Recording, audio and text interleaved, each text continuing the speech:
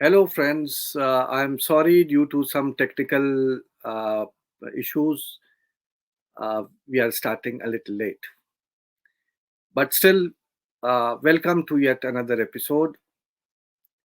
Uh, uh, Aligarh Society of History and Archaeology and Ganga Jamna welcomes you back to our lecture series. Today, we bring before you a lecture which goes on to introduce you all to the Dutch sources for the study of medieval Indian history. As you know that in the past few weeks, we have been dealing with sources for the study of medieval India. And we have dealt with a number of individual sources as well as lectures how to deal with the source material for understanding the past. Uh, we would be having a few lectures on sources like the Dutch, the Portuguese, the regional sources, Rajasthani, Marathi, etc., etc. So today in that series, we have a lecture on the Dutch sources. The Dutch East India Company, or as you call it, VOC in Dutch, was established sometime in 1602, and it has left behind a large number of records at the National Archives, which is known as the National Archives at The Hague, which are in the form of letters written from India to the company headquarters, diaries, dag registers of Batavia, mostly compiled or written between 1624 to 72, and all type of other documents. Some legal, some related with the trade, some with diplomacy, so on and so forth.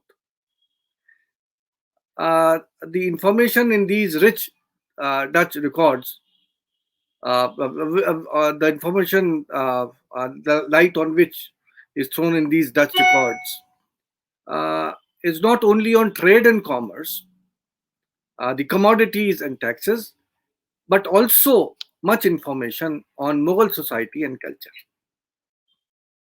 Now, today, to talk on these today, we have Professor Ishrat, who wears a number of hats.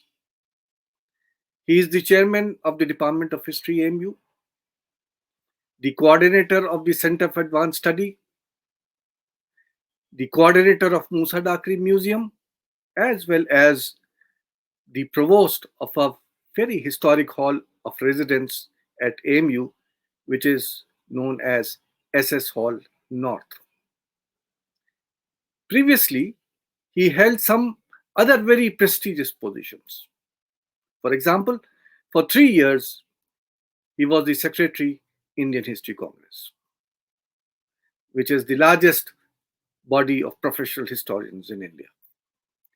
He was also the member secretary of the Indian Council of Historical Research, funding all the research throughout the country on historical topics. He was there for 5 years. He had co-edited 2 felicitation volumes, one on Professor Anirudh Ray, another for Professor Amrendu Guha. He has also authored many research papers, mostly based on Dutch sources. He is one of the few Indian scholars who has mastered the Dutch and extensively used the VOC records. He was in Netherlands for a number of years on a very prestigious fellowship. His PhD was on textile manufacturing in medieval India, and history of technology is a special field of interest with him. Professor Alam was selected as a sectional president for the Medieval India section at the annual session of the Indian History Congress held in 2019.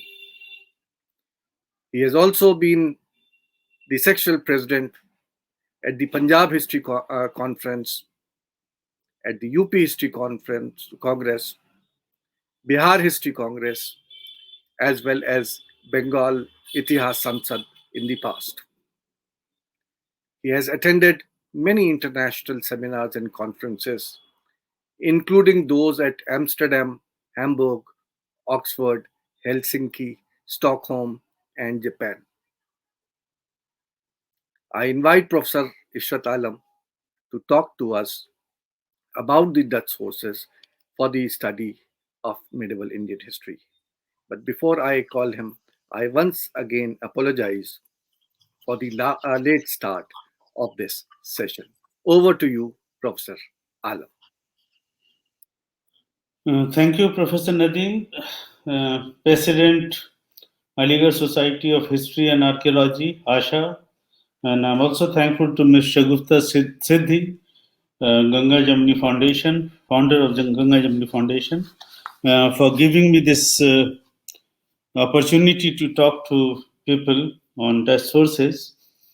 Nadeem has given a good introduction about the significance of Dutch sources. I also apologize to the viewers because as I'm not very familiar with the technology, so although I claim to work on technology, but not modern technology. You see, when we talk about these companies, whether it is Portuguese Estado da India or Dutch East India Company, or French and other Ost and East India Company, others, what we find is that there are some information which are not available so easily in our other sources, established standard sources like for our medieval India, Persian sources. They have their limitations. All sources have their limitations. As Wittgenstein, the famous philosopher, a Nobel Prize winner for physics, he had once, in one of his writings, has written that you try to understand only those things which you understand and which you have a knowledge. So your cognition faculty receives that. Similarly, our writers, whoever they may be or might have been, they were also writing according to their, considerations, proclivities, intentions, and other things.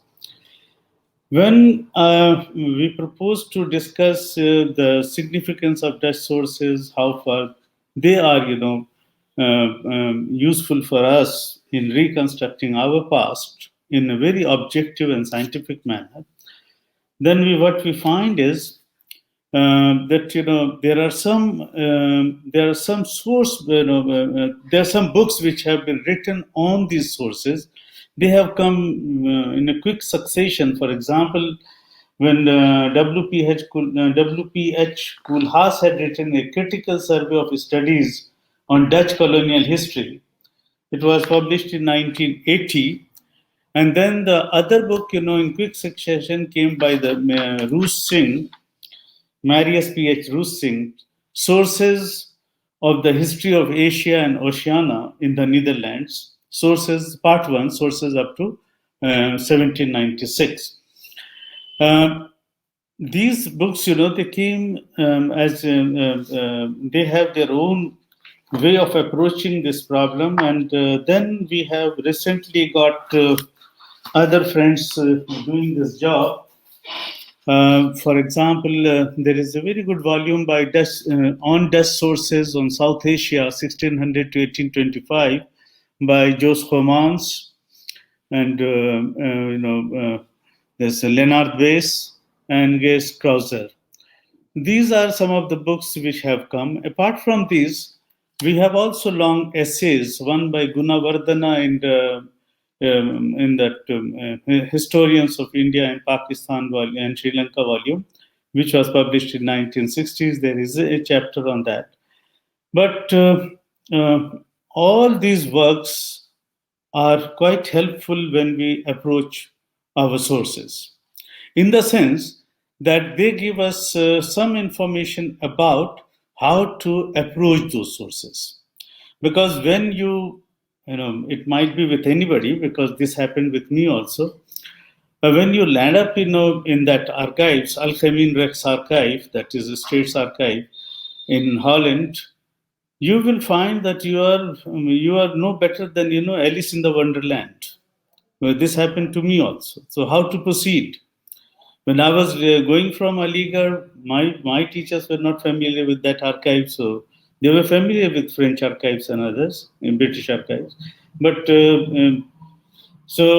how to get guidance? So I looked into these books. So I'm saying about them with some confidence. What happened was that any scholar, when he goes to this mine of information, what we our problem becomes is that we have very limited condensed time, and within that time you have to look into that oceanic knowledge, so, in the repository of information. So how to proceed with that? Now, as Nadeem Saab said that this VOC, in Dutch we say VOC, that is for Terrain Oost-Indische Company. Henceforth I will be speaking about. Shall be referring to VOC or VOC, either of these two. So please try to understand by that I am referring to Dutch East India Company. The problem with the Dutch East India Company sources is that that is, can be said that it is embarrassment of riches. There are so many things to read there, and so less time. So we will have to proceed according to the sections of that archives. First section, if you approach that, that will be comprising of States General and the departments of the central government. That is the archives of the Stadtholder holder and the Colonial Archives up to 1796. This archives has the documents from different colonies. Here, this collection is the richest collection, so therefore we'll have to go into that. You can't escape that. And later on, I will give you the structure, what kind of, which sources are there. So in the beginning, I would like to say that they are dealing with trading stations in Asia, mainly, South Asia, in China, Japan, and other places. Some of the archives are yet to be transferred. I don't know. This was the position in 1986 when I was working there. The archives, archival material from Indonesia was awaiting its arrival into Netherlands. But now the things have been made easier by the Dutch archives, by the Rex archive, in the sense that they have been uploading their records on their web page, and they have covered a lot. They are still covering it, but they are available to us. The question arises: when was this archives in Horen created? And if you see that, according to in terms of their language, they say that Dutch archival material will run into something around 1 running kilometer. They have this measurement, standard measurement, according to which they say. I will not go into the organizational thing, but I would say that this States General Office was created as early and was established as a permanent place since 1593, much before the Dutch East India Company came into existence. On 20th March 1602, this charter was granted, and this was revised from time to time. Since I can't go into the details of those things. But to cut the story short, I would say that the first set of documents, which other historians, they have their own way of approaching. To me, the first source of information and most primary source of information. Why I'm saying primary? Because they have they were written after meticulous exercise. They are in the form of resolutions, and they are, ordinary resolutions. They are secret resolutions, ordinary or secret resolutions relating to special, subjects. Both these ordinary and secret resolutions, they fall into the series of drafts and fair copies. These are the resolutions where we find, very very dependable material, and they from 1670 onwards they have published. These resolutions are published also, and they have a structure. um, Data about Asia is in the series called East India Company, inventory number 3723 to folio number 177 to 201. Similarly, there are others, secret resolutions are arranged like that. Then there is another series which are known as annexes to the resolutions. These are called Lawson. Liaison means bundles. Bundles of documents which have been put together and dumped somewhere, but now they are not dumped. You can't say dumped. They have been, and properly, proper inventories have been prepared. So they would contain reports from Dutch representatives in foreign countries, number one. Number two, in this category of annexes to resolutions is minutes, journals, and reports concerning various material, defenses, military operations in the East and West Indies also. Then third category, the fourth category is of minutes and reports concerning management of the VOC by the central management. And third is miscellaneous series of letters received and dispatched from various quarters. And in this, another after resolutions and these, there is another series which is called Locket Cas. Locket Cas. Cas means chest or cupboard. So in these cupboards, they are identified like this. You will find that there are various informations relating to legal proceedings. So I will call it A. B deals with documents of admiralty. C will deal with East India Company. D deals with various countries like Germany. E deals with England, and F deals with Portugal. So you can very easily sift the material when you are approaching your own country. The fifth series in this series is called Secret Cas. As I said, Cas means chest. So now this has secret documents. They deal with various kinds of very very confidential materials regarding operations of the company, how they are dealing with this also deals with diplomatics, how they are dealing with Germany on the one hand, Spain, England, and the other. So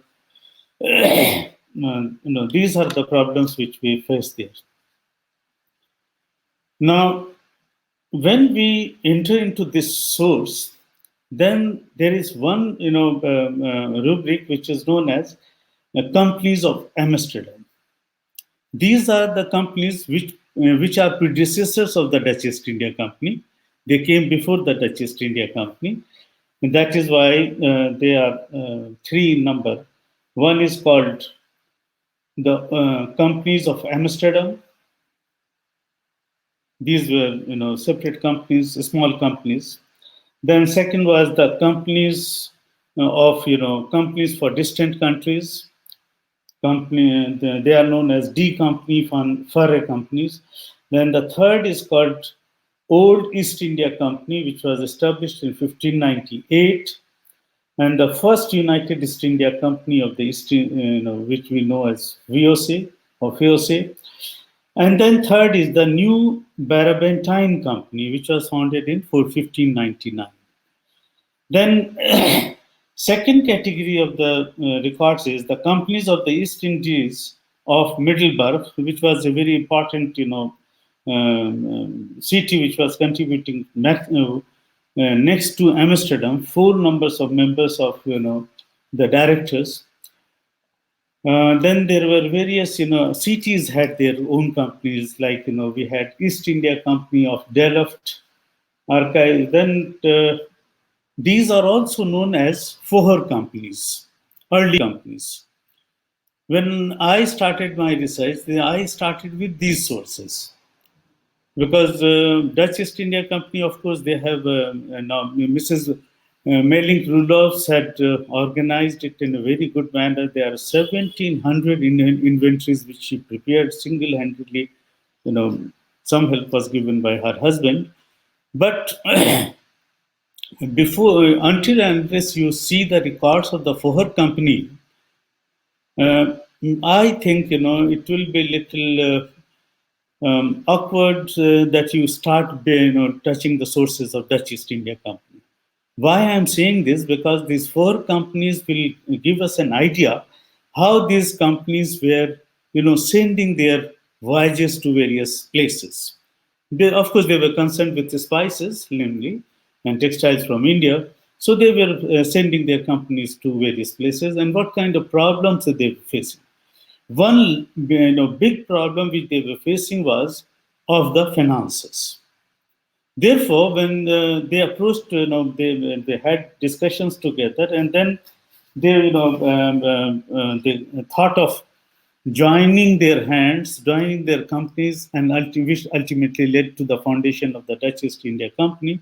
It is one of the earliest, stock exchange, company based on a stock exchange, because now the common people, the people of Holland, they were given right to, they had the privilege to purchase the shares of the company. This is how they started pooling together the dispersed finances which were there in the country in plenty, because in the 17th century, Dutch was Amsterdam was the finance capital of the world, so they were getting money from there.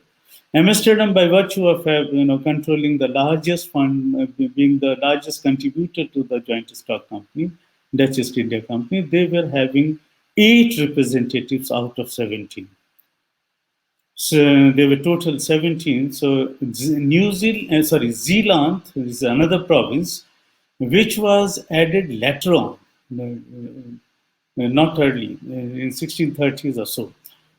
So the moment Zealand became one of the supporters of this company or joined this company, they started sending 4 members. So rest of the 4 provinces, they were sending 1 member each, and Zealand was sending 4. Along with that, it had the discretion of sending 1 more, which made it 17. This is at the top of the pyramid. They were the people who were considered as, they were called Heeren 17, which literally would mean, in translation, would mean gentlemen 17. Now, these gentlemen 17, they were controlling the central management of the company. And if we want to do research on the Dutch East India Company sources, from wriggling through these sources, we come to the pointedly to these resolutions of the these gentlemen here in 17. These are the people who were receiving a variety of letters which were originating from various trading posts located in various countries. In India, it was various India. All these countries had various headquarters. Each headquarter had a director. Under him, there was a upper coupon, that is second director or chief merchant. They were writing about what situation they are facing there, and that is why this source becomes very important. They have been classified as overgekomen brieven and papieren, that is, letters and papers received. Earlier, they were known as Colonial Archive, KA. So, if you go to the National Archives of India, you will find the inventory numbers are numbered like this, KA. But now K is obsolete; it is out-fashioned, because they have transformed it into VOC archive. So now they say VOC for as inventory number. So we'll have, whenever you give KA, if you read the writings of our old historians, our historians who their earlier writings like Om Prakash Sahab or Sushil Chaudhary, late Professor Richard, you will find they are referring to KA. Those KA documents you won't be locating easily because you'll have to give the corresponding figure which is in the VOC, which is the latest. So this overgekomen briefen, and I shall be concentrating on that. They are important in the sense that they comprise of, as I said, that this is in the formation of a pyramid. So they are dealing with the information gathering at the base level. The common the merchants, so the merchants means the employees of the company who are going as far as in UP, as far as Gazipur, Banaras and other places to look for the textiles. They are interacting with the weavers, and then they are writing to their directors at the headquarters who were at Surat. Similarly, in South India, it was at Maslipatnam. So they were all these people from Pulicat and other places, Golapuram and others, they would be writing to the headquarters that is located in Masulpatnam. So they will be writing to their directors. So this is how you will see that this information is gathered, it is sorted, and then sent to the director. Now, in the next step, the director himself, a director had a council, brief council. He would collect this material. Sometimes they would say, I have found many times that they have sent all the material in the form of appendix, but sometimes they give a summary of that. And these summaries are then forwarded to Batavia, that is modern Jakarta, which was Kuhn had established that as a center of center in the East Indies. From there, every action was was directed. There was located what we know as Director General. He had a council of 9 members. These director generals, then they would be sifting material from these massive collection of materials, and then after sifting that material, whatever they felt that it is important for further forwarding it, they would forward it to the director to the, as I said, the central management here in 17. This so this is very elaborate on the one hand. These are very detailed, and these are very, very informative.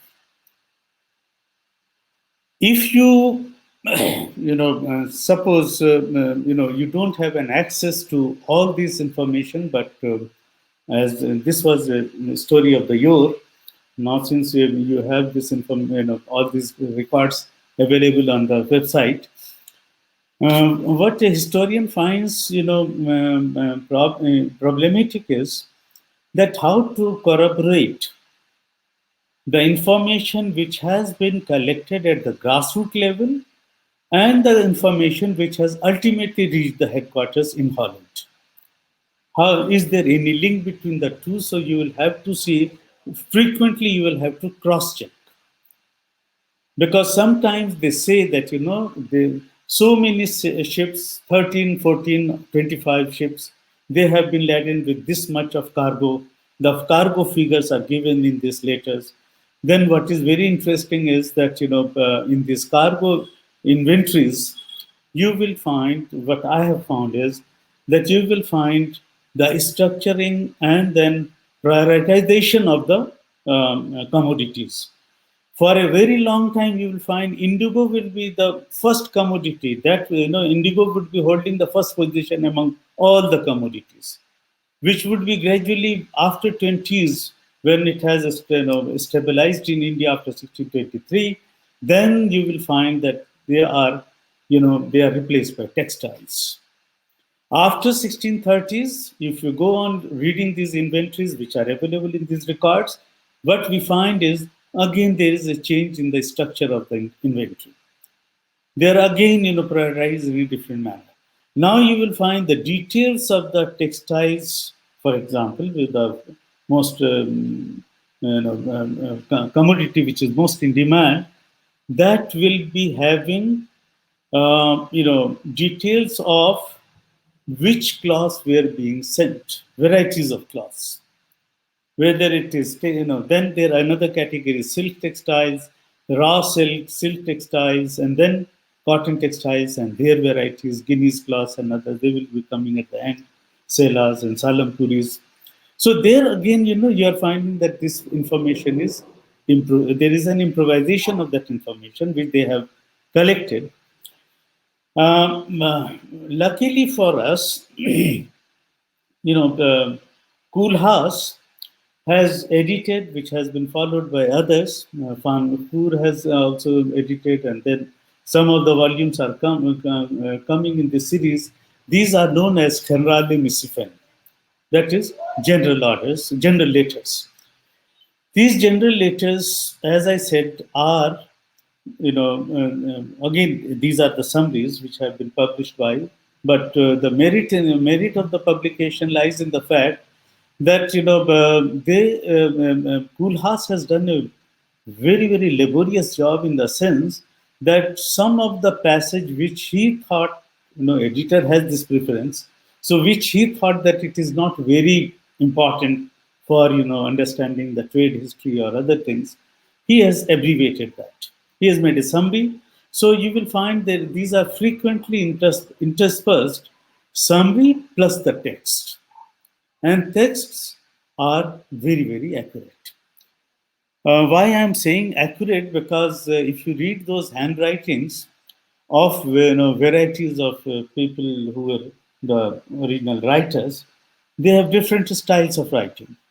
Modern Dutch scholars, they find it very difficult to decipher some of them.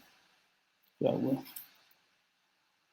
they find it very difficult to decipher them. Then there are certain symbols. For example, there is one symbol which has a circle, 10, then circle. Now you try to understand what do you mean by this circle. First, I also grappled with this problem. Then I inquired from my seniors, and they told me that this represents thousands. These kind of problems will come.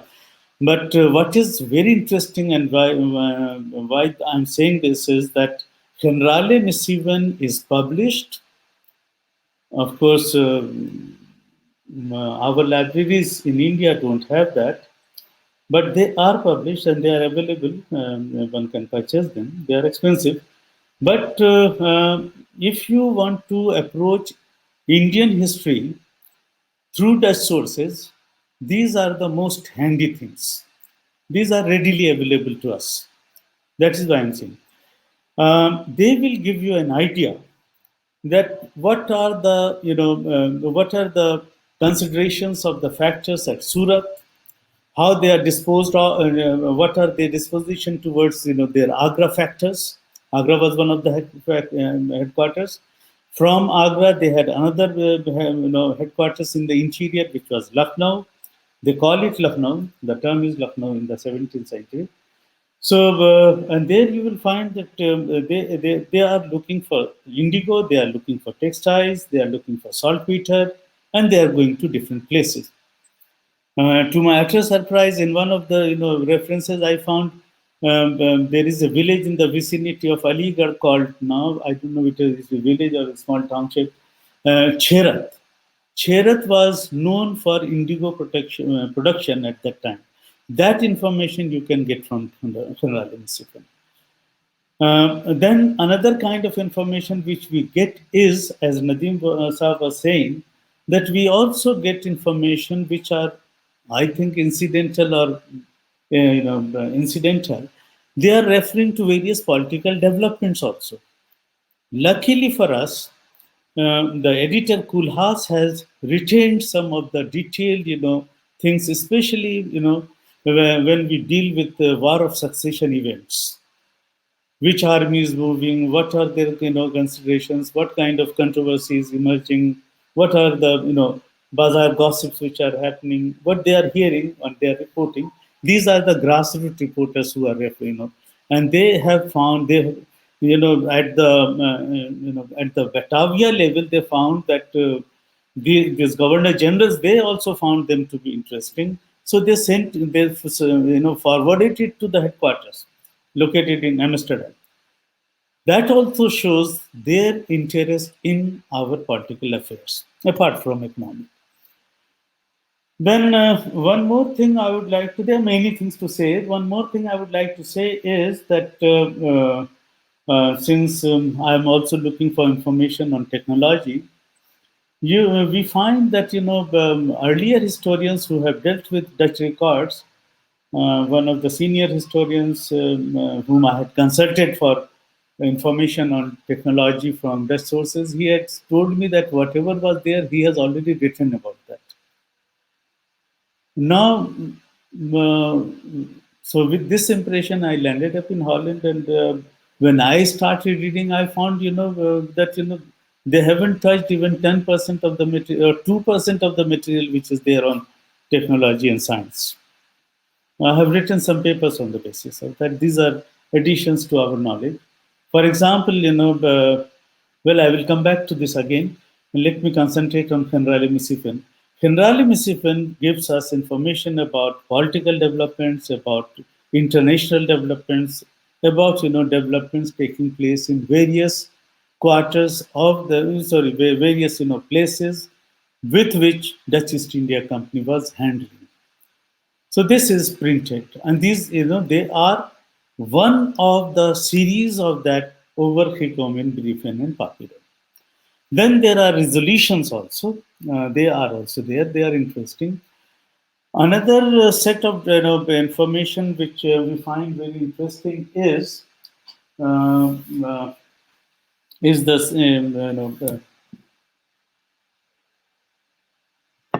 this series. We also find very interesting information about till how long which headquarter was overseeing or supervising the work of which part of India. For example, let us take the example of Bengal. You will find that until 1646, the Bengal, the company servants who were engaged in Bengal trade, they were reporting directly to Maslipatnam headquarters, to the South Indian headquarters. They were, Coromandel. They were their headquarters at the Coromandel. But after 1646, you will find Hooghly is another headquarter. This is how you will find that according to their gravitation of economic interest and the atmosphere in which they were working, they found Shah Shuja to be very supportive. Similarly, other governors of various provinces, time to time, to be very supportive of them. So they would praise them and they would say that we have very good relationship with them. That will bring me to the problem of state merchant relationship. And these records, which are available in Overcakeman, Briefen, and Papyr series, they give us very good idea about these. Whether there was a total disjunct between state and merchants, as Pearson had once suggested, or was there some collaboration, as our friend Farat has tried to point out. So where there were, or before him, Beekling and others, they have a volume on that, Age of Partnership. So this partnership, again, of course, we have problems with these terminologies, but some kind of collaboration was there, some kind of understanding was there, and some kind of reciprocal, I would call it reciprocal understanding was there. Why I'm saying this, because in the Generale Mississippi, yeah, this I would like to share, and Nadim, this will definitely interest you because you are teaching Aurangzeb, one paper on Aurangzeb. Up till now, we don't have much information about Aurangzeb's interest in trade. Whether Aurangzeb ever indulged in trade, whether, and Akbar, we know from Sher Musli's work and Khan Sahib's work that Akbar had built ships, 3 ships at Lahore, and which he was and trade was there going on. They were also used for Hajj pilgrimage and other things. But was Aurangzeb doing such kind of things? But otherwise, the popular stories are that he was a very honest. Honest means a very poor kind of person who was stitching his caps and writing Quran and then earning his livelihood. I always had a suspicion about this, that how could a monarch be like that? But I also believe that there might be some truth in that. But in the Generale Missive, and I found one information which is very surprising. There is a ship of Savai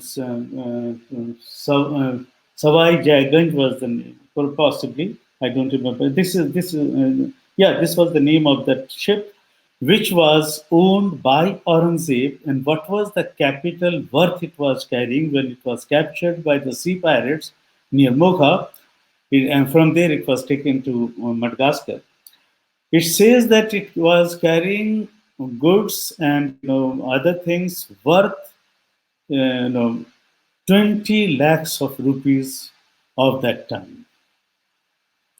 Another merchant, Mullah Gafur's ship was also captured by these sea pirates, and this was carrying. He lost in that wealth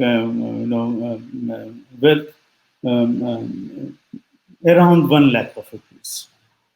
So this emperor was 20 times ahead of one of the major, merchant of those times of Gujarat. This needs to be corroborated, but this is the kind of information I have found from the sources. This needs to be corroborated, but I don't think in our Persian sources, but Nadeem, you are familiar, so you will enlighten me on this. But I found this to be very interesting. This paper, I have written one paper on this, which I had presented in uh,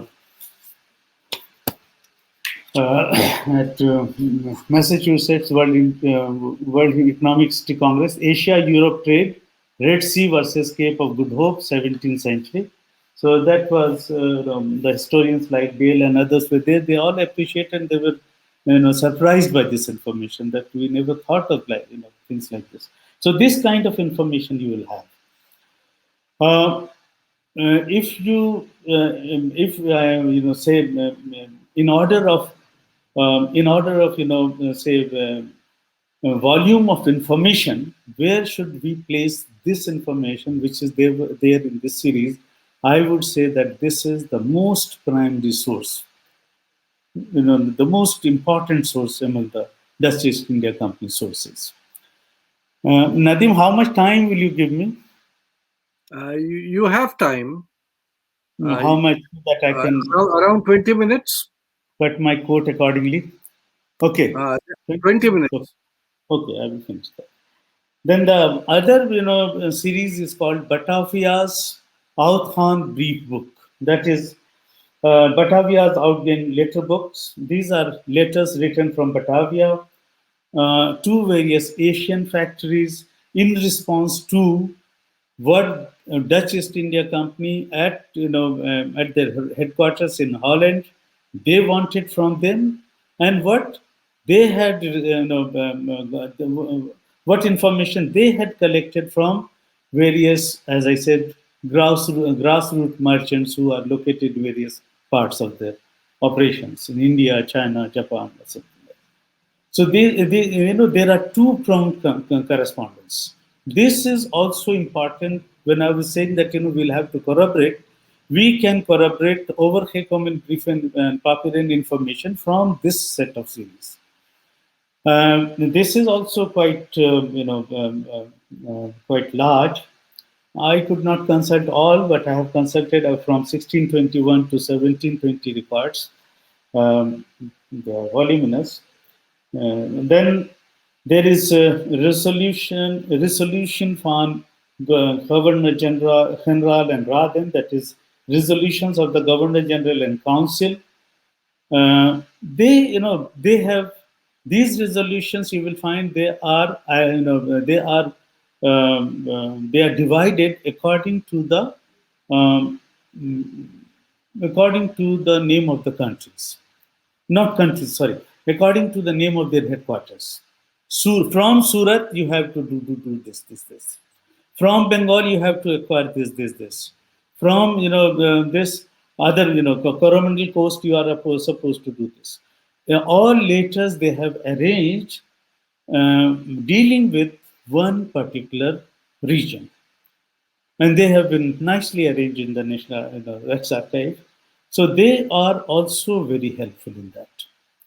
This is one series. Then there is one called Copy Book von Briefen, Instructions and Andre Papren von the 17 and the Kammer Amsterdam and the Regeringen von Indi and the Cart. Translation would be copybook of letters, instructions, and other papers sent by the Governor General, sent by the Heeren 17, that is Gentleman 17, and the Amsterdam Chamber to the various governments in the Indies and the Cape. These are, they are also important in the sense that they contain letters from various directors. Then there is one other source which is known as, I will give you the English translation, resolutions adopted at the ordinary and extraordinary meetings of the Gentleman 17.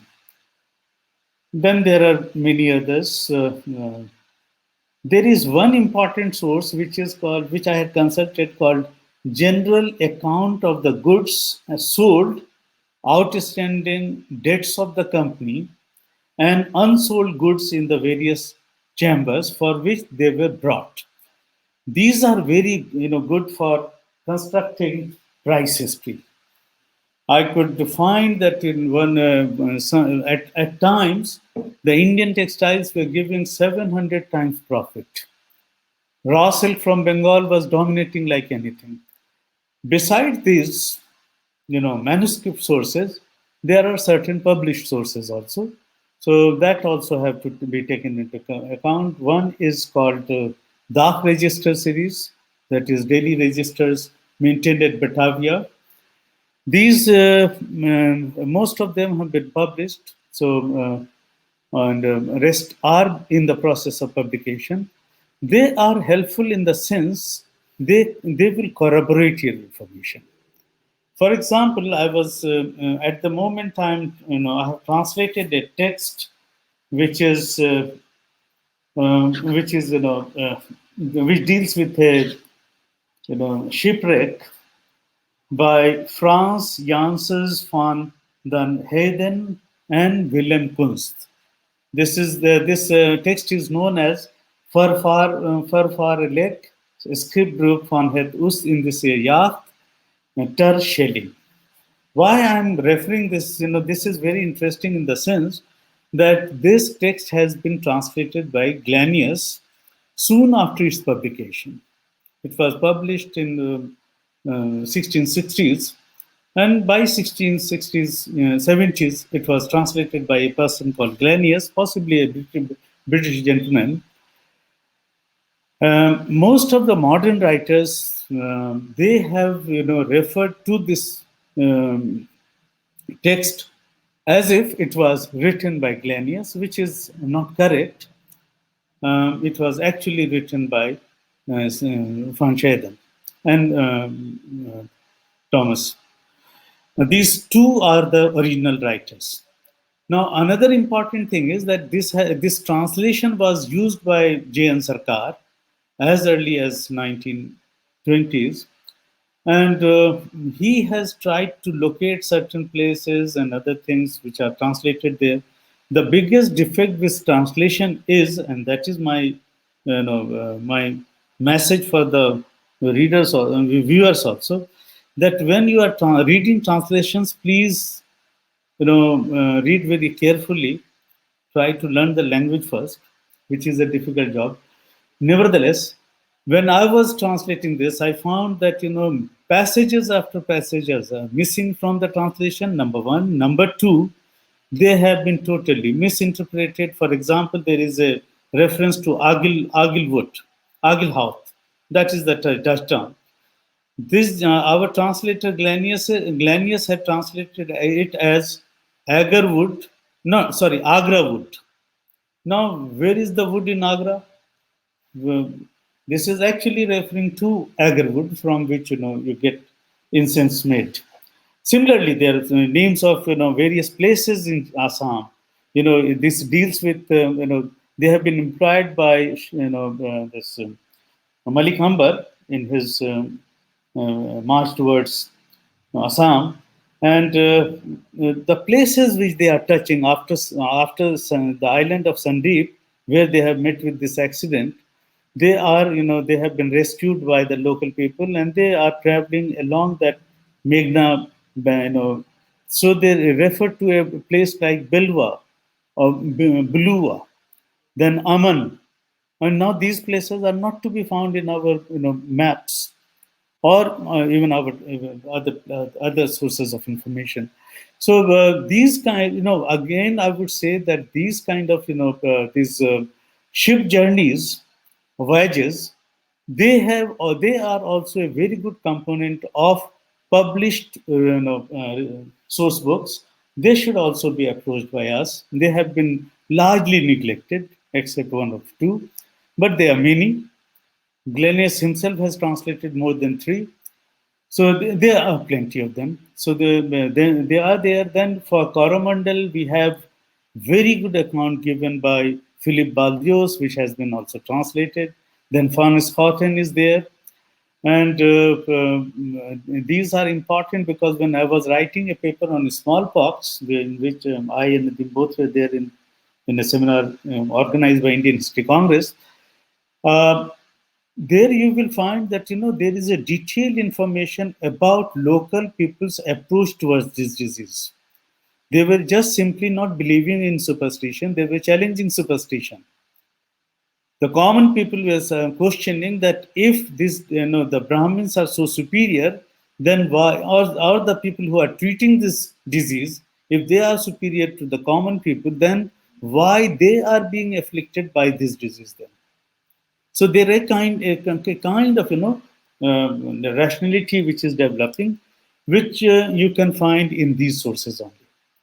Then there is a another Dutch source called written by Daniel Haffart. He was a physician actually, but he worked as a cashier. Sometimes he worked as an accountant, also bookkeeper also. So this gentleman, his account is published in 1693, and the title is very interesting. We are still grappling with the problem of decline of Mughal Empire. There are so many debates on this. And the title of this book is, or his narration is, Op and Ondergang van Coromandel. That is, Rise and Fall of Coromandel. And he is tracing it from 1670 onwards. Now, this has some relationship with the political developments. Well, he's not saying that, but his account is, as I was saying, that sometimes you will find that these accounts are not only supplementary; they are primary source of information. For example, when we deal with iron and steel manufacturing technology, our source, of course, our antiquity goes back to any years of time, from Ahar onwards. Our archaeological friends, they have found archaeological evidences. There is a debate whether it diffused from outside to India or it diffused from India to outside world. I'm not going into that. But none of our Sanskrit sources, other sources, vernacular sources, Persian sources tell us about its manufacturing process. Daniel Howard, since he was a physician, he tells us in great detail the entire processing of, starting from collection of raw material to the final, transformation of iron, wrought iron into steel. These are crucible steels. He gives the measurement of the blast furnaces, what kind of fuel is used, what are the costs of the fuel, and what are the cost of the material, which is iron ores. And cost-wise also this is, and then he deals with the technology. He tells us about the technology. Around this time, there was, this Dutch East India Company. This is very interesting in the sense that they had a lawyer, and this lawyer had the power to convene meeting of the herein 17 gentlemen 17. He would convene the meeting for depending upon the situation, but normally once in 4 years. It is he only who could convene the meeting, not the chambers. They had their say in decision making, but he was the convener. One such gentleman was Peter van Dam. And what he did was that he collected all these sources, which I told you about, from various reports. He collected all these and tried to write about the history of Dutch East India Company. He is not writing actual history. He has traced through documents by reproducing those documents in his books, which are voluminous in 4 or 5 volumes, where you will find the contemporary reports. Those reports, along with these discussions, you will find they are supplementing each other. For example, in the Van Dam's account, I found information about how the Dutch were how the Dutch were contacting the iron smiths and others. And there is one more information that it says that that the local artisans were not familiar with how to make head of the nails. So a Belgian engineer, Janson, he was brought by the Dutch East India Company to train the local artisans to make nails so that it can fix and can be helpful in shipbuilding industry. Narsapur was had emerged as a very good center, and Dutch East India Company was making many ships in at Narsapur port, and they give the prices. These are mind-boggling. They say that in Holland it costs so much, and then there also we are using inferior kind of wood. Here you are using teak wood, which is grown in plenty in the forests of these areas. So these are cheap labor. So they praise cheap labor, cheap thing, other things. But we find information about introduction of a Belgian engineer by the Dutch East India Company, taking interest in our affairs. So this is how you can proceed. We can proceed, and we proceed in that manner. Most of our more present day writers, they have concentrated on trade. Nadeem, if you remember, in '88, Ashindas Gupta Sahab was attending our meeting, and that was my litmus test because I had come from Holland and I was presenting my first paper. This was on this iron manufacturing, iron and steel manufacturing. And Ashindas, he stood up and clapped and appreciated my effort. He said, and he also appreciated that at least you people are doing something within the within in the hinterland. You are not seabound like us. So that kind of approach can be developed. Political history can be reconstructed. So for social history, plenty of information is there. I have used some of them for my thesis. On social front, you have many information, and technological and other fronts you have, depending on your own approach towards the subject. Nadim, I think I have concluded. Uh, Uh, yeah, thank, there thank be you, anything sir. to I say? mean, there is so much of information that one can go on and on. In fact, it was a brilliant, introduction to the Dutch sources. Uh, there is naturally, I mean, it's a type of a source which can be used in many ways. There can be questions of what type of information is contained in the Dutch sources which are absent in the other foreign sources, for example. As you rightly pointed out at the end, that there is much information at, on the social setup as well, and one can actually go on and on. One lecture is not enough to fully introduce a type of source to the general people. We will take some of these questions through during the discussion. There are a number of questions which Yeah. have been asked. For example, the first question by Mr. Ali Haider. Did sack of Surat by Shivaji impact the trade relations between Dutch East India Company and Mughal Empire? Impact the trade relations. Sack of Surat and what happened to the Dutch East India Company? When the Dutch had survived, Ashindas Gupta has written on this about the impact. This is available. So far, the Dutch are concerned. Of course, they do report about the impact of how adversely it had impacted their trading operations. At the same time, they are also telling us giving us information that why they felt, that they should fortify their their forts, their stations.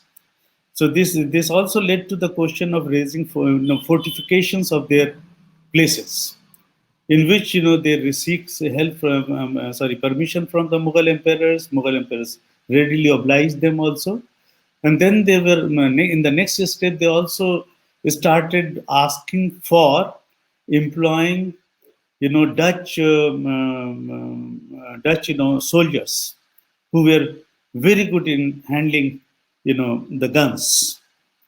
This is one of the impacts, I would say, because Ashinda has not touched this point, because this led to the realization on the part of the Mughal emperors that they started, for example, Aurangzeb, he started engaging Dutch. They started demanding, and various nobles also started demanding from the Dutch that they should supply, Dutch soldiers to them, because or Dutch guns to them, because these were very good, very fine guns. They were iron guns, so they're much better than copper guns, which were being used by our people. And these were cast guns, so not molded ones. So this kind of impact we do find. Of course, there was a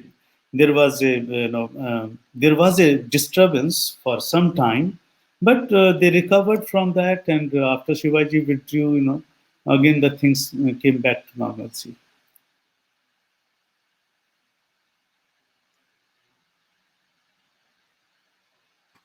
The next question is by Mirza Hasnain. Yeah. Dutch artist Rembrandt made several miniatures of Mughal emperors despite never visiting India. Do we find more such examples of Dutch fascination with the Mughal Empire? Yeah, yeah. There are many, in fact. Not only Mughal Empire. There is a, there is one. I will give you the title of that book, which was written by von Steen, who has written von Steenweg. Thomas Kuli Khan. That is about Nadir Ali Shah. And you will be surprised to know that it is almost contemporary. The title of the book is Farhal, that is story, Vacancy in Fall, that is about the invasion of the Persian king, Persian Shah Nadir. Um, Others call him Anders, Thomas Goli Khan. G is pronounced He, so Khan. So Thomas Goli Khan in the Mughals wreck, and this wrecks in the years during the years 1738 and 1739. Fanzen Khedrak in of the Star, that is about his behavior in the capital city of Delhi, together with his journey back to Persia. This book was published from Amsterdam in 1740, and which has raised a debate, whether Van Steenbeck was trying to. This is a novel in which he has tried to put Nadir Shah's thing invasion, and this gentleman was based in Hooghly. So whatever he heard, he saw, or whatever, he is a contemporary witness. On the basis of this, gathering of information or information he gathered, he has, created a novel as early as 1740, possibly the earliest novel in our country. So that is there. Then there is Hafner is there, late 18th, 19th century. Hafner's account. It's a voluminous thing. I have that. So Hafner's account is there. Similarly, there is another novel. I'm not remember. I'm forgetting the name of the writer. That is also very interesting because it deals with a Dutch factor getting involved with a girl in Coromandel, located in Tamil Nadu. They develop an affair. They get married, and they have their offsprings also. And he writes about that. Ultimately, they separated, but that kind of novel is there. So there are many others, who have never visited, and it's good that Mirza Hasnan. This is good that they have never visited. Look at Rembrandt's paintings. I have seen all of them, and they are not exactly copy of They are, I would say, from Mughal painters' angle, that they are very poor copies, very poor imitations. But nevertheless, a painter of such a fine, accomplishment is getting attracted by Mughal painters. So that shows, respect for the Mughal painters, or the interest in the Mughal painters' art of painting. That is there. Similarly, there are many others who never visited. For that matter, Max Muller never visited India, but he is the one who has translated so many books, 30, around 34 books or something like that. Massive amount of books, Sanskrit books into. Exactly, He wrote exactly. about he wrote about Banaras without visiting Banaras, and and that is so accurate. If you go with his accounts, you will find those locations to be nearly accurate. So they are many. They developed interest in Indian things. Yeah, I Uh, forgot to tell you about one thing. This Hortus Malabaricus. This is the most encyclopedic knowledge about botanical part of Malabar. The trees, plants, herbs, grasses, medicinal plants, and other things. They have been written about. Yeah. Next question is maybe I have the next question. Yeah, Ali Kazim. Well, Dr. Ali Kazim has, as usual, a number of questions to ask you.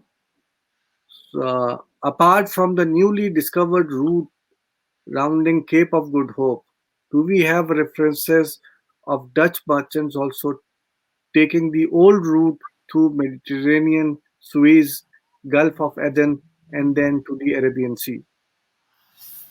I would advise Malik Azam to read my paper, which I quoted during my discussion about Asia-Europe trade. There, I have tried to say that this caravan trade, which is known as caravan trade, land route trade, where Dutch East India Company officials, the merchants, they were also traveling along with this route.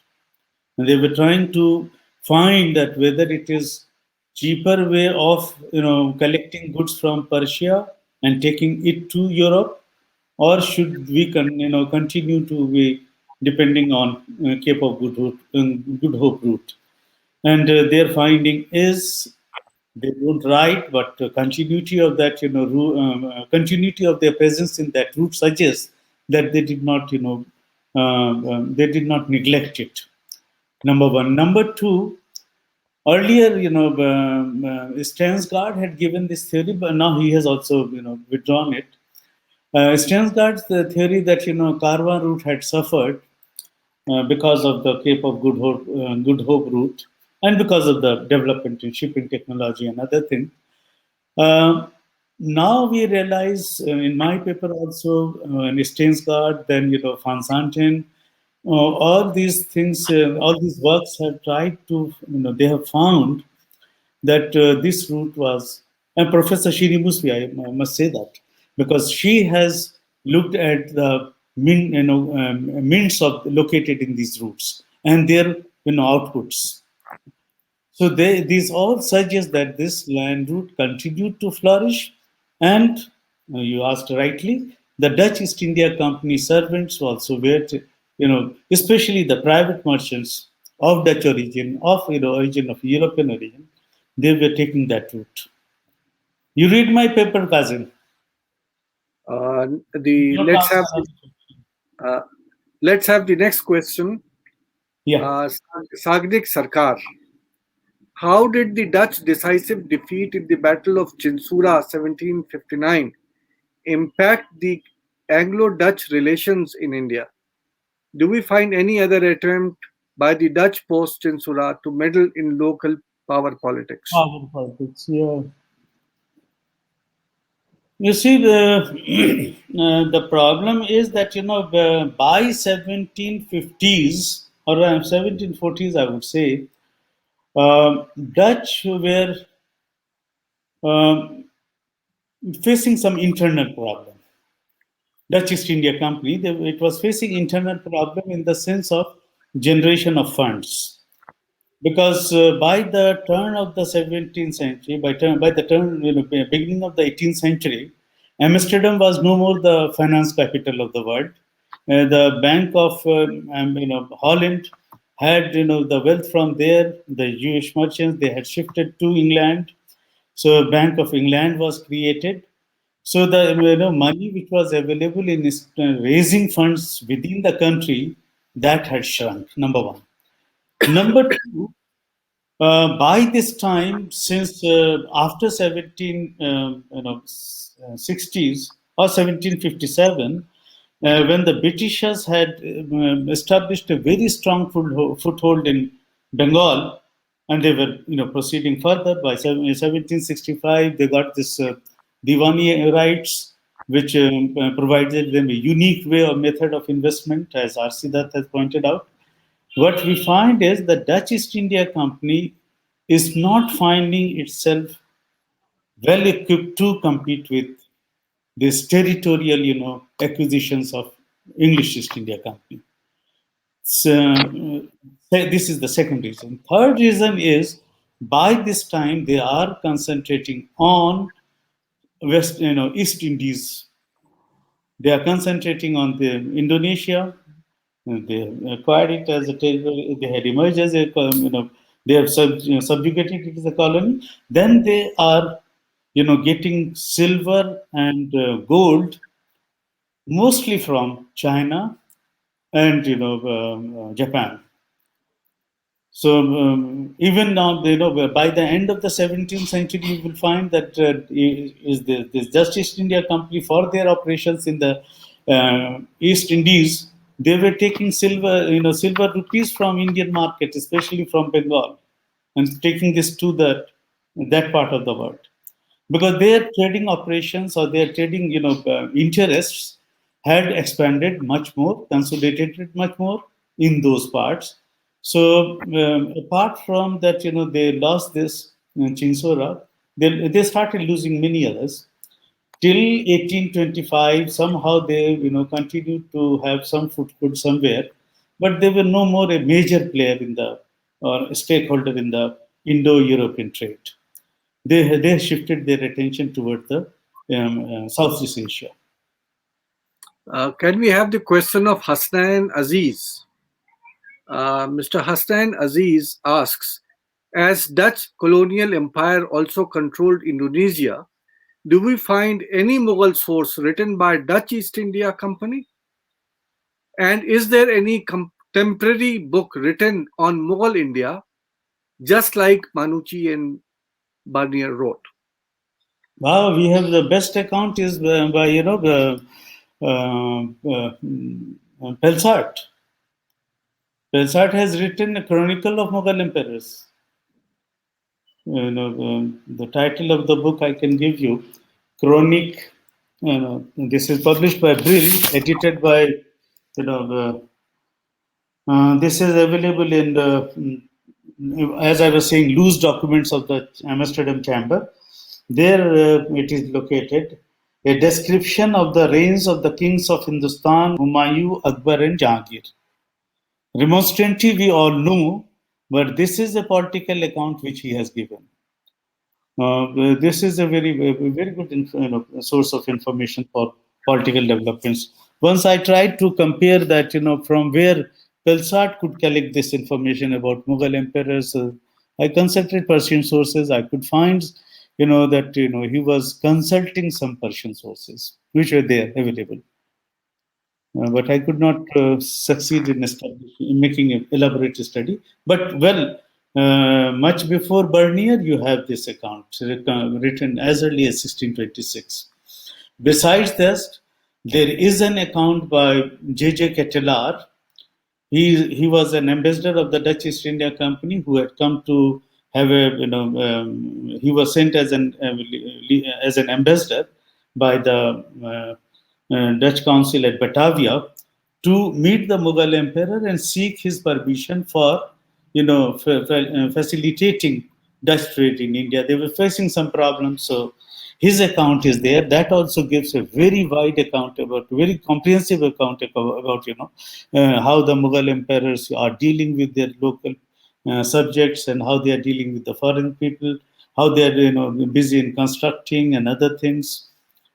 How that accounts also give you about the Julia, the lady after whose name this church is there in Juliana. Juliana was actually the Julian. She was a Portuguese lady, and she was engaged by the Mughal emperor to take care of the household. This kind of information is there.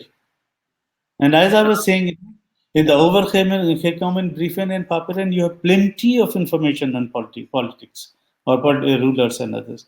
Besides that, we have other accounts also. There is one account which was written when Shah Jahan was sick and he had come to India. And the route they are giving from Ujjain, how they were coming towards Gwalior and from Gwalior to Agra. And in the route, they are telling us that various kinds of peasant uprisings are taking place. And they give the name of the castes of those peasants. That is another very interesting thing. So they are, they're much before Bernier and others. Here I would like to say that, there was some kind of an interest which had developed in the West to understand India or Mughal Empire. And there was some kind of a development of a trend, which I always call in my historical methodology course as a kind of trying to a kind of international understanding of civilizations or inter-civilization. Yeah, better to say inter-civilizational studies. Like Bernier is comparing India with France. Those letters are very interesting. So Tavernier is there, but Dutch are also there. Like the account I was telling about this shipwreck in the voyage of Janssens, you will find plenty, and he's dealing. He's giving very interesting information about Mughal invasion of Assam. And I have compared that with Baharistani Ghaibi information. Many information are, some are collaborated, but many are absent in Baharistani Ghaibi. So that kind of information is there. Yeah. Digvijay Singh wants you to throw some new light on events and happenings of the Mughal period from a Dutch standpoint, especially about the Mughal emperors. Relations with British East India Company and various Dutch. I mean, he wants to know what type of information is contained in the Dutch sources. You told about the archives, Yeah. but he wants to know more about the Dutch perspective about the Mughal Empire.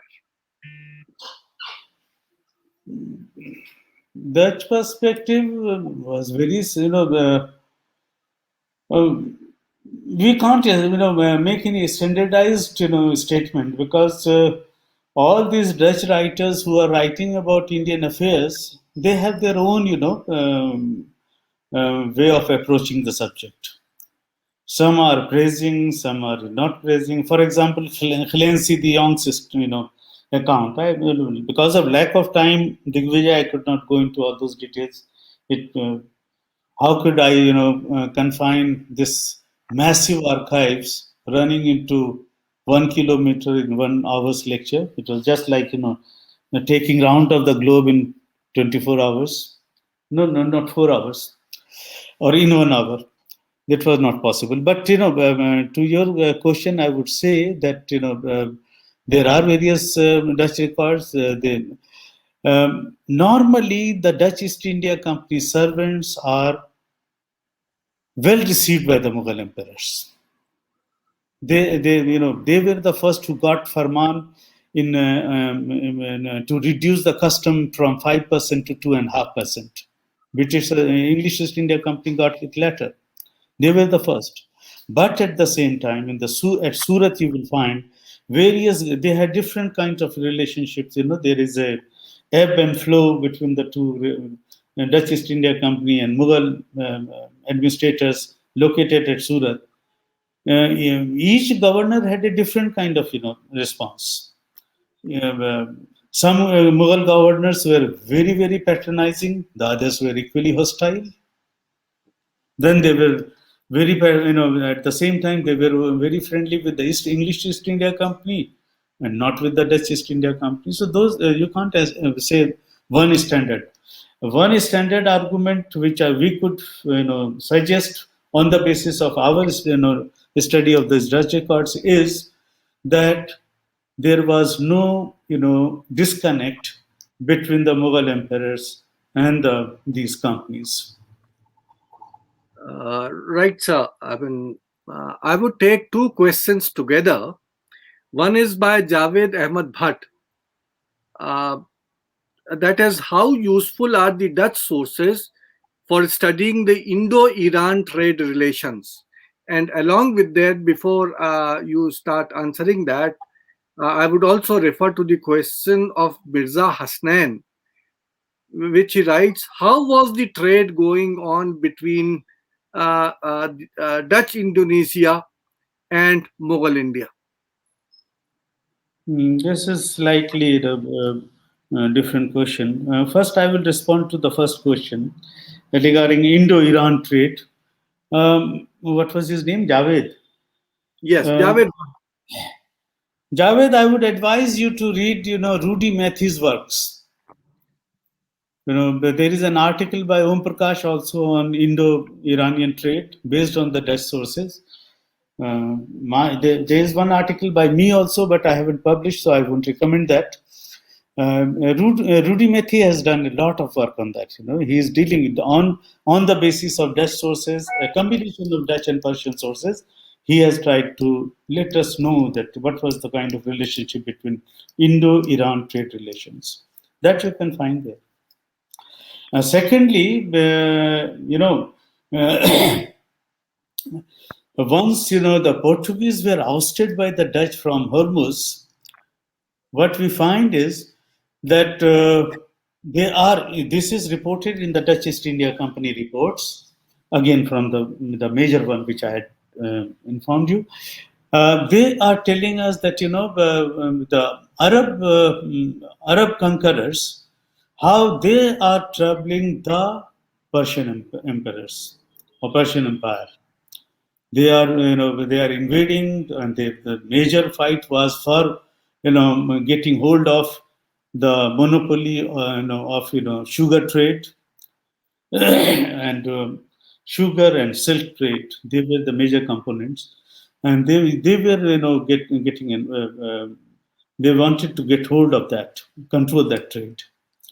But that paper I haven't published, so I won't recommend that. But plenty of information is there, and this is, as I was saying, this is available in the Generale Missiven, that is published records. You just go into that index, you will find it. The second question was about Indonesian and Indo-Iran trade. I have replied. Indonesian and Mughal Empire trade. Well, Dutch East India Company was, was not directly linking, I would say, Indonesia with India or Mughal Empire. There was nothing like that. They were only, confined to carrying Indian commodities like textiles to Java and other places. By 1690s, we have very definite reports, and I have written on that how sugar cane cultivation was propagated in Java, introduced in Java. Of course, sugarcane cultivation was also introduced into West Indies from India, along with the technology. But sugarcane, one thing. Then this gentleman, what is his name? Um, and there is a I'm forgetting his name. He's a good friend. He has worked on Java, recent work. So you will find that in those islands, they are taking Indian commodities, not only Indian commodities, even the Indian artisans are being taken to those places. For example, nowadays you have this Sri Lankan Tamil problem. In the 17th century, there was massive immigration from Coromandel coast, and these were taken in the form of slaves, in the form of free citizens, free people by the Dutch East India Company. They were planted at Jaffna and other places for various purposes, for the textile industry. For they were very good divers of in seeking pearls. So in the Pearl Coast near Tuticorin, they were taking people from there to those places. They were experts, so they were taken there. So there was large scale, this kind of migration is taking place between India, and those islands. There is no direct information about how many people went to Indonesia, but to Batavia, definitely people went. They were engaged. Uh, Professor Ishrat Alam Saab, there are other questions as well, but I would ask the organizers to refrain from putting them up because we have had enough time, 1.5 hours, and I have one question of mine to ask Professor Ishrat Alam. Professor, I mean, it was a very interesting lecture.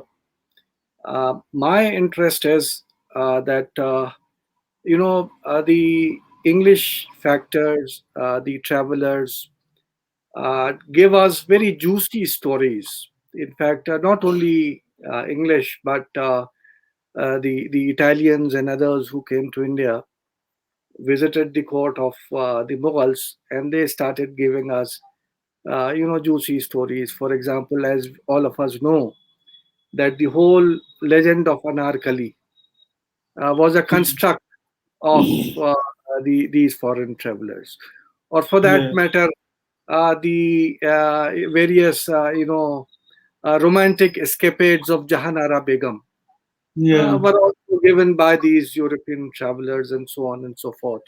So, are there any, I mean, juicy bits of informations contained in the Dutch records as well? Because I have not come against any of them. Are there any? Yeah, yeah, we have like the source I have just told you that about the shipwreck. There, it says that Malik, this gentleman, the Mughal governor at Bengal, he had defeated Assam's ruler, and that Mm, he had demanded that his 13-year girl, a daughter, should be betrothed to him. mhm. Now, this kind of information doesn't find any reflection in the local sources. So this could be a fiction or something like that. Until it is corroborated, we can't believe that. And there are many such stories for that matter. Okay, I mean, Many such stories. Yeah, that is Like what I was wondering. That Shah when Shah Jahan is sick, Jordan, he is visiting Agra. He is going to meet him in Agra, and he's saying that at Gwalior he has heard this rumor that Shah Jahan is dead, Hmm. and Shah Jahan is dead, and what is going to happen now? And nothing of that sort is reported at any place. These are purely bazaar gossip things. They are not they are not uh, they are also following that, I would say. Well, Professor Alam, I mean, it was a beautiful lecture as far as the information on the classification of the archives is concerned. You told us about how these records have been classified in the various archives uh, mm, uh, in Netherlands and Holland. You also gave us some new information. For example, as you rightly pointed out, that the fact that Aurangzeb was carrying on trade and had his ships is a very good information which you have given to us, which is generally not mentioned in any other popular sources. At least I haven't come across, as you rightly pointed out, that it is only through the Dutch records that we get such information. I would like to just point out that when we talk about the approach of the Dutch, merchants and travelers, the officers of the Dutch East India Company who came to India and who wrote about the back home about the Mughal Empire, their approach. I mean, in fact, naturally, because I have only Dutch source which I have studied, and that too in translation, is Pelsert's Remonstrati. But I would like to point out to the public that there are two bits of information in Pelsert which otherwise uh, were not easily available in other type of sources. One, the technology. Mhm. As Professor Ishrat Alam pointed out, that he encountered a source where there was a technology of the production of iron, how it was being manufactured, given in detail. Pelsert likewise is one of the very few who give us about the whole process of the manufacture of indigo, Yeah. how the plant is converted into that dye. Uh, it's a detailed description, uh, but for Pelsert, probably Yeah. we would have never come to know how the manufacture was taking place. His account is so detailed that when we were carrying out, surveys of the indigo vats, initially it was carried out by Professor Iqtidar Alam Khan at Bayana, and later on he initiated a survey at Jalali. Unfortunately, because he could not complete the work at Jalali, uh, quite later on, after he had retired, I took up the work, and with his help, I also wrote an article which has been published on the indigo manufacture. And I must say that the type of information which is contained in that thin remonstrati, which is actually very thin, but the type of information which is available there could help Iqtidar Alam Khan and could help me in identifying the Mughal vats and differentiating them from the vats of the later period. So, very detailed information. So, I would say that as far as the information contained in the Dutch records is concerned, I would find that this discussion on the manufacturing of a number of things. Ishrat Alam Saab gave example of iron. I am talking about indigo. Professor Ishrat Alam has also written a paper on the indigo, of how it was being manufactured from the Dutch records. So I think that is one of the aspects which differentiates the Dutch records as far as I am concerned. Secondly, that very small booklet, Pelsert, and Professor Ishrat, I am really sorry that I am only talking about Pelsert because that is the only Dutch source which I have studied in Mm. translation. And in that, another paragraph which is extremely important for us to understand the Mughal society. And that is the point where Pelsert starts the discussion about the city of Agra. Mm. And he mentions there that in the Mughal cities, now he doesn't confine himself only to Agra, he also includes the other places where he had visited. And I think that even Fatehpur Sikri, because it was at Fatehpur Sikri that he was carrying out the commercial activity from. He was visiting, Fatehpur Sikri, where indigo cultivation was taking place during the period of Jahangir. So he says that in these Mughal cities, there is a mixed type of a habitation. The houses of the poor are along with the houses of the rich. He also points out that the Hindus reside with the Muslims. It's all mixed. Now today in the afternoon, I also spoke somewhere else about Tazkira Pir Hasuteli. Now in Tazkira Pir Hasuteli, Surat Singh at one place points out that I bought a house for rupees 700 in such and such locality of the city of Lahore. He's not talking about Fatehpur Sikri or Agra, which Pelsad is speaking, but he's just giving information in two lines, which corroborates what Pelsad is talking about.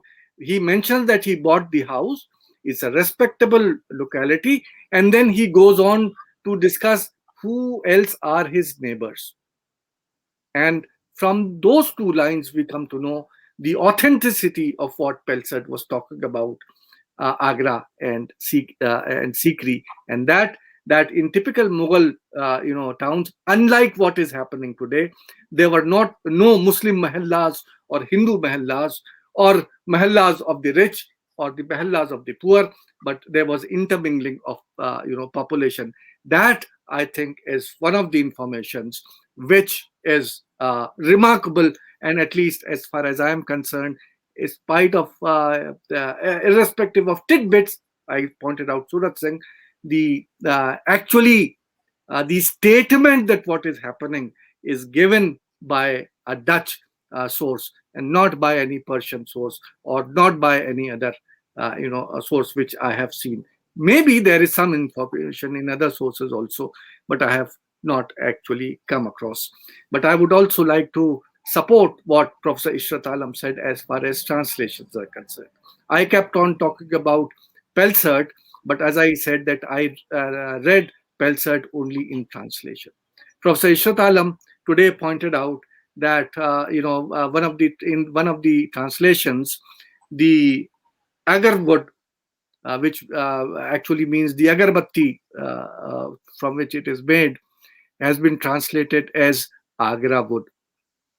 Now, I would take you people to another mistranslation, and this time of Mullah Abdul Qadir Badayudi.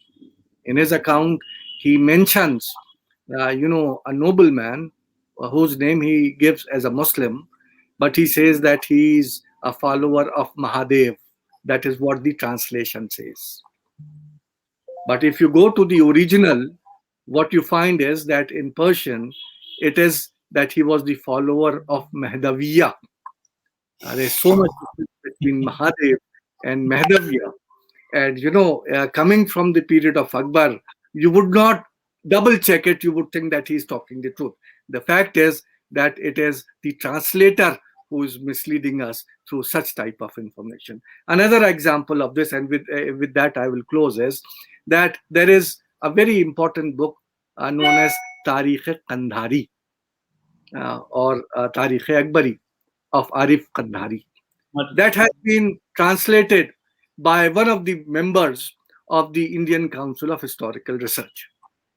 Tasneem Ahmad has translated it into English.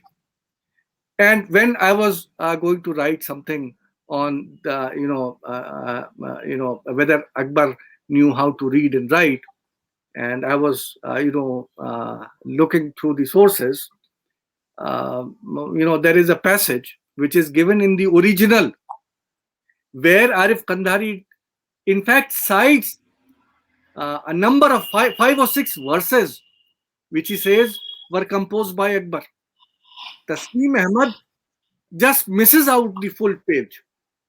He never refers to that. So, had I been consulting only the translation, then I would have never been able to get the fact that Akbar was also a versifier. Although Arif Kandhari not only said that Akbar was a versifier, but also gave particular verses which he had been said by by Akbar himself. So I am just reiterating what Professor Ishrat Alam tried to point out, that we as students of history should not only pay attention to our sources. Only Persian is not the source for the medieval period. We have had lectures by people like Audrey Truschke and others who told us about the Sanskrit sources. We had lectures which talked about the various other, dialects and indigenous sources apart from Persian and the foreign sources which we should consult. And then today we came to know that even these foreign travelers should never be, shrugged off. And there is a strong need, a very strong need for our students to visit these archives. Today, Professor Ishrat Alam introduced you. Yes, he did not go into much detail about the type of information which is contained there. He didn't go into the details of that, but he did go into the details of what you are going to encounter if you go to Holland, if you go to the Dutch archives, and how to look at it, how to start doing research with the help of Dutch sources. I am really very, very thankful to Professor Ishrat Alam for such an introduction. I know that 1 hour is not enough for him to complete. I am also aware that Professor Ishrat Alam is a very busy man. I am really thankful to you that you took out time to speak to us. Now, before we end this session, there is just one or two announcements which I would make before we actually end the program. And the first is that, in fact, day after tomorrow, that is on 28th February, we are going to have Professor Venkat Subramaniam, who would be speaking on formation of a regional tradition, the case of Tamil music. We have had 2 lectures on music already, but so far we have been neglecting the South. So we have cut. He's graciously agreed, and on Sunday we would be having him at the usual time, 7 p.m. in the evening. The second announcement is that now, as the weather is changing, and we have a number of speakers who have to connect from the other part of the world, 7 o'clock is very early for them, because now with the change of the weather, they are facing some problems. And in fact, we are also facing the problem, because as soon as it starts getting a little dark, and we have yet to finish our works and we have to sit for these lectures, so we have decided that from the March, that is after Venkat's lecture, the next lectures, we will be shifting our, time slab from 7 p.m. onwards to 8 p.m. onwards. I hope this would not be any trouble for you. Thank you, Professor Ishrat Alam, once Thank again, you. and a Thanks. very good night to you. Very good night to you. Thank you.